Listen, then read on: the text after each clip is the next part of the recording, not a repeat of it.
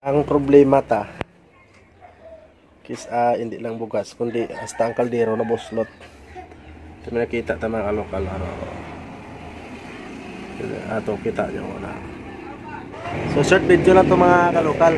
At kung kayo may mga problema sa inyong mga kaldero, may mga buslot, so kailangan yung gagawin to.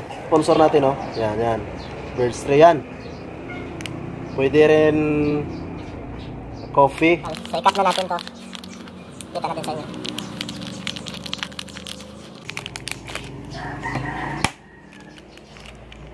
So syempre ang loob nito ay ating ipainom sa ating anak. Yan, lagay natin dyan.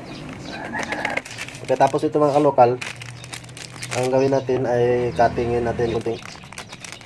Sumas ganito sa mga kaldero na mga sira. Yan.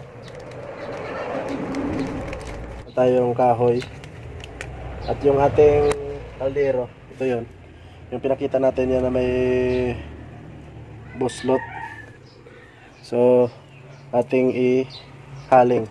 Yan, kita nyo yung apoy, ganun lang yan mga lokal. So painitin muna natin ng mabuti. Antayin lang muna natin mga lokal na magbaga o kung mainit gid sa mayo para at least makita natin nga mapilit gid ang aton ginhimo nga amo sini.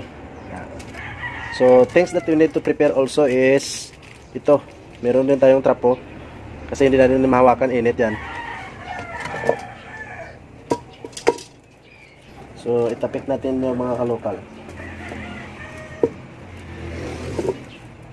Yan, parang ganun lang